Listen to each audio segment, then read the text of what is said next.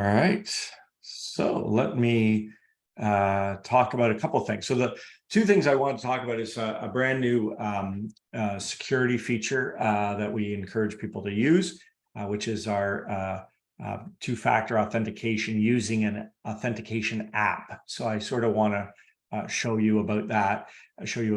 And the second thing is now we've released the use of insurance trusts for Residue, which I want to go through as well. So let's first talk about the new security feature. I don't know if anybody has been using the two-factor authentication with email. I'm just going to remind people where that is because there's the new feature as well that's in the same spot. So if you click on your icon, if any of you have eState open right now, click on your icon and you'll see something that says My Account. So if I click on My Account, this will bring me to this page. This is where you could reset your password, but also is the two-factor authentication. So before this, we had only email as the way of authenticating. And what that meant was when you logged in, you'd have to wait for your email, for an email code that you would then enter as security, and that would let you into the app. Now you can use what we're told is the safest authentication method, which is an authenticator app. So, and there's a bunch of different ones. There's one, Google Authentication is one, Microsoft Authenticator, Duo is another. Basically, you go to the App Store and you you look for authentication apps. There'll be one for Microsoft, there will be one for Google. This works with any of them, so it doesn't matter which you pick, but you download that onto your phone. And so once that's downloaded onto your phone, you'll open it and it'll ask you for, do you want to add an app to it? And all you need to do is scan this code with your phone. So you can enter the code below into the authentication app. It's so easy to just scan this and it just picks it out automatically, and it'll say your name, it'll be your email, jordan@estateplanner.com. And then when you go on the authentication app, it's going to have a little code that's always changing. I think it's every 30 seconds, there's a new code. And to access eState, you'll just put in the code that shows up on your authentication app, and that'll log you in. And so that's all you need to do. And it's the most secure way of protecting access and minimizing hacks and things like that. And so I'm going to just do that, because I just checked my app and it had the actual authentication code. And now I'm back in. And so when I log in, because I've got to sign out, when I log back in, it's going to ask me for the code. I just go to the authentication app, which you probably can't see, but I look and it shows it's 852220, and I'm in. Okay. And so that's, the most secure way. And we encourage everybody to use two-factor authentication and the authentication app. One of those. You may have it already on your phone, by the way, because if you're using it for any other application, if you have it already on your phone, you don't need to reload it down from the Apple Store or from anywhere else.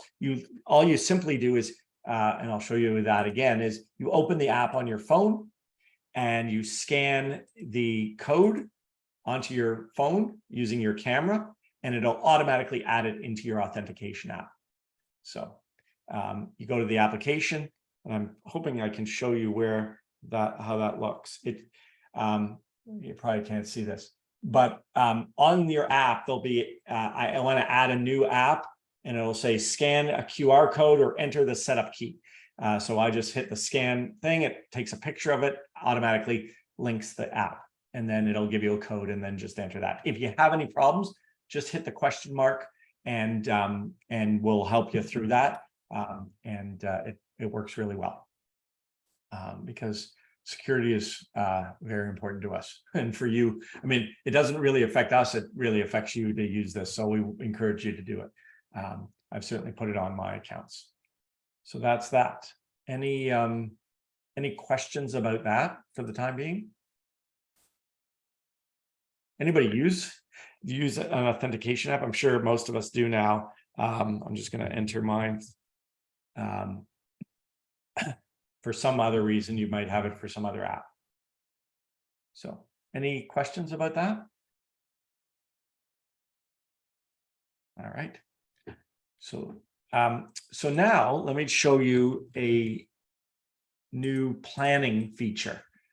And this is one that is, and I mentioned it the last time, but it's now in production, so it's available for you. And this is very commonly used when you have a client who has life insurance. So in this case, this client has $1 million of life insurance. So we know that we want to, if we can, we'd prefer, in all things being equal, to use a beneficiary designation for that life insurance because it's going to save the probate tax. Okay, so we know in all things being equal, but often, so for example, for Spencer Jefferson, he doesn't have a single like if his spouse is not alive. So I'm just going to get rid of this. If his spouse is not alive, he wants it to go to his kids, but he's got a fancy disposition for his kids. It's a trust to a certain age, and basically he wants the insurance to go the same way as the rest of the estate, the residue of the estate, right? So we want that, but we also want a beneficiary designation, right? So we'd like to have the best of both worlds. We'd like to have a beneficiary designation, but treat it as if it's part of the residue. So what we typically, I mean, we didn't really support this before, but what we can do now is we can say, great, because we want this to go as per the residue, we're going to drag the life insurance in here as a designated asset. And then rather than picking people, okay, because if we picked, for example, if we picked the children as the beneficiaries, they would, if they were under 18, they would get it, it would be held in court until they were 18, and then they'd get it all. If they were, 18, they'd get it all at 18 because there are no trust terms to that, right? And so, but we don't want that. We want the same terms that we created for the residue. So we don't want to name them specifically. So instead, what we want to do is we want to give it to the executors, in essence, as trustees of the proceeds to be dealt with in the same terms as the will. So we would pick trustee for residue. Done. Okay.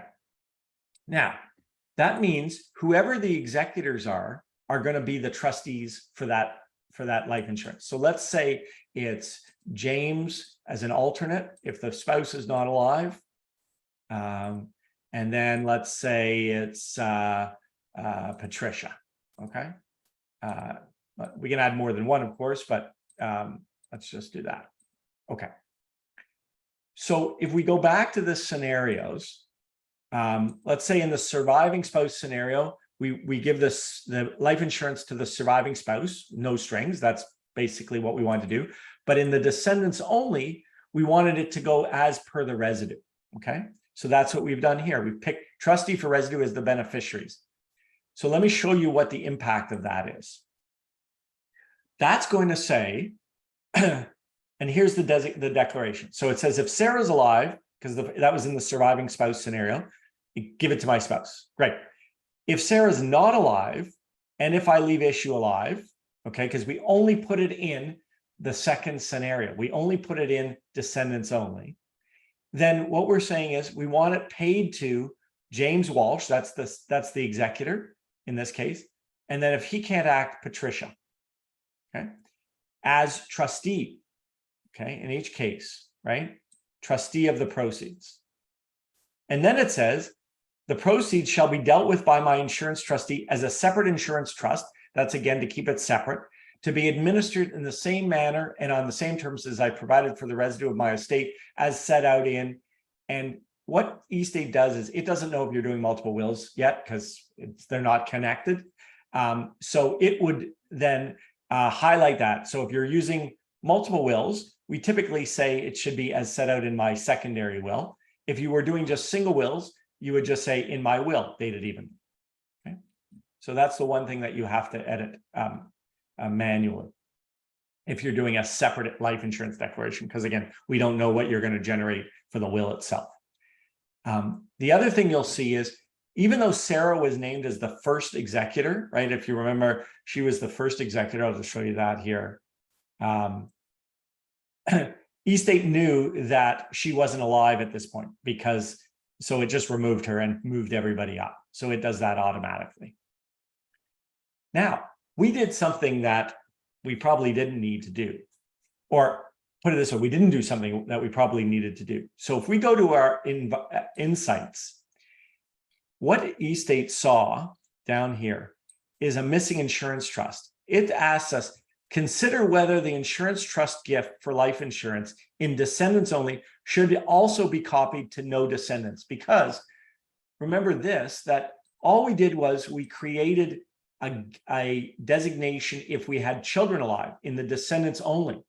We wanted to go to as per residue. We probably, there could be a point where you didn't want this, but we probably want to do the same thing if we have no descendants. We still want it to go as per the residue, not to the kids, of course, they wouldn't be alive, but as per the residue if everyone was gone. So that's why eState's suggesting to us that we just copy this gift to the no descendants scenario. So if we do that, we just click here, we click no descendants. And now that warning is gone because we've done it right. And if we go back to the document preview and refresh, what it did was it saw that in either case, whether we have descendants or we don't have descendants, if Sarah's not alive, we want this to be held in trust for received by the trustees to be dealt with in accordance with the residue of the estate, regardless of if descendants were alive or there were no descendants.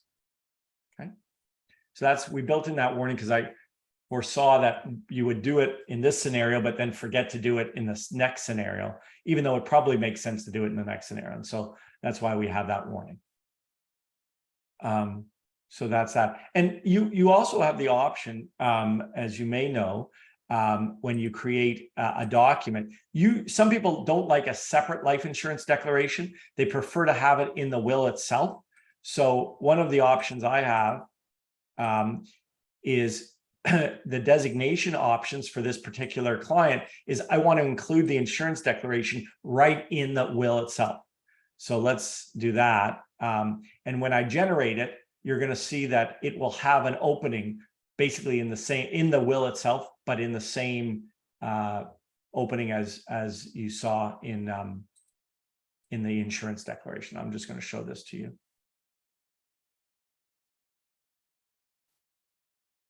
So because I included the insurance declaration in the will itself, here you see it, it's right here. And just so you know, if you include it in the will, it does know if you're doing a single will or multiple will. So you don't have to worry about, secondary will, or it knows. If you were doing multiple wills, it would include the word secondary. If we're generating it in a single will, either a short will or single will, it knows that we don't have a multiple will, so it can figure that out automatically, but very similar. Okay. So that is what I want to show you on using trustee for residue for insurance declarations. Okay, so that's, you use that, again, you'd use that. When would I use this? So couple examples. One, where I had trust gifts, right? Because I have a whole bunch of terms and I need to incorporate that. I want those to apply to the insurance. Okay, that's the first thing. The second thing is if I've got gift overs that I need to worry about, because insurance companies are not going to accept a declaration that has, to John, and if John's not alive, to John's issue.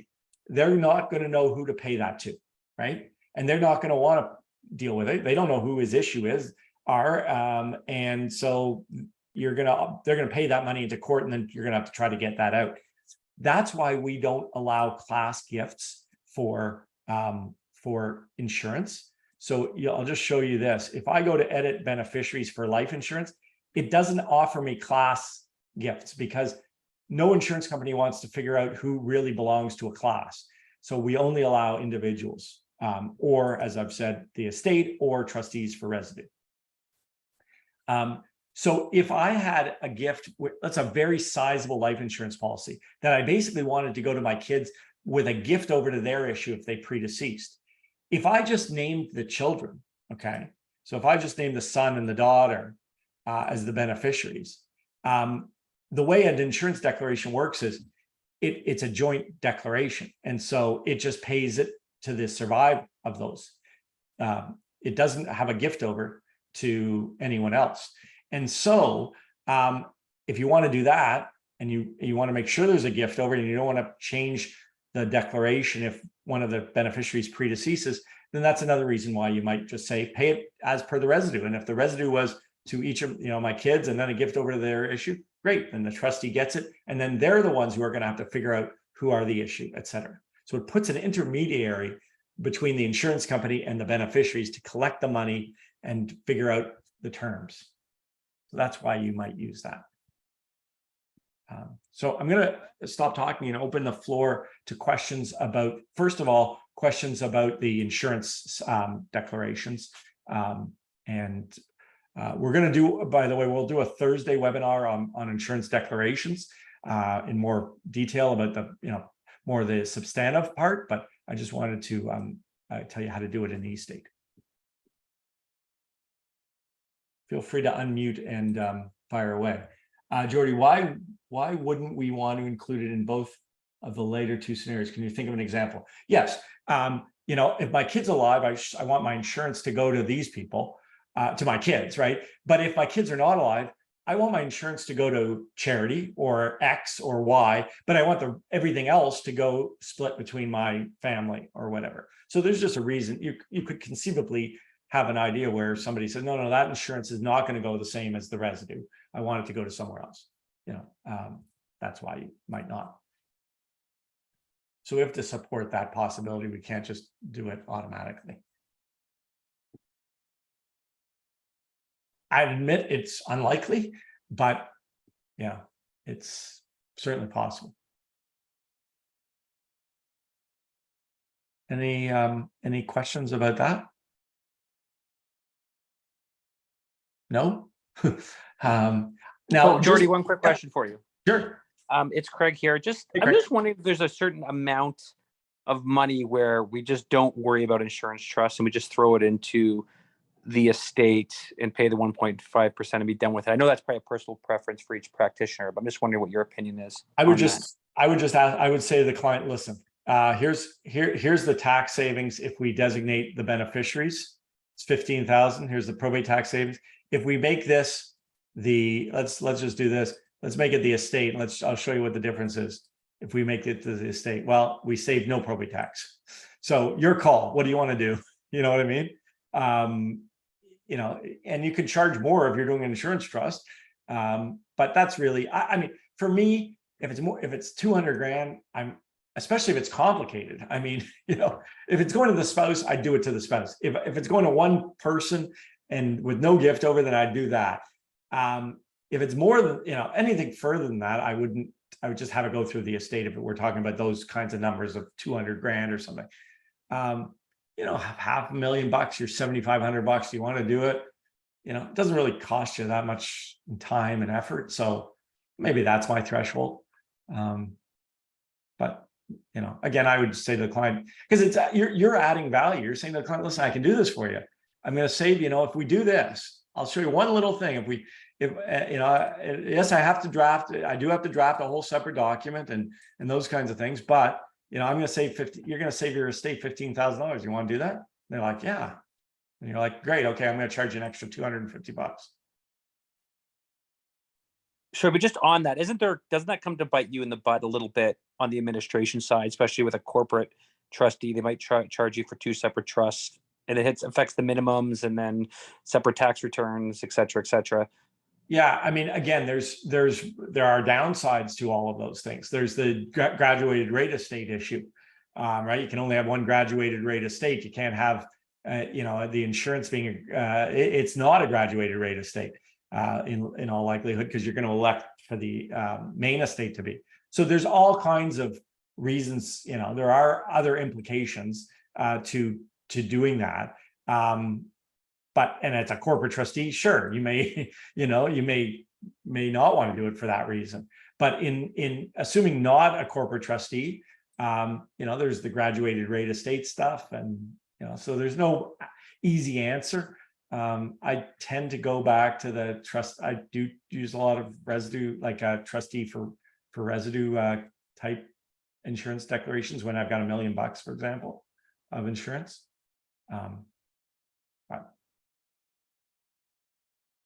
So for sure, those are good points.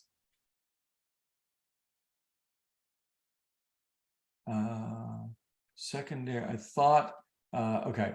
Let me just answer one question. If you want to avoid estate tax, you had to make a secondary will to treat insurance proceeds as trust assets. No, this is an insurance. So this is a manner, even with a single will, where you can avoid probate tax on life insurance, because it is a declaration and a beneficiary declaration, or beneficiary designation, as it's sometimes called, is a manner that is excluded from the estate for probate tax purposes. So this is a way of doing it. If you had only a life insurance as far as an asset that you were trying to avoid probate tax on, you can just do it this way, and you don't need multiple wills.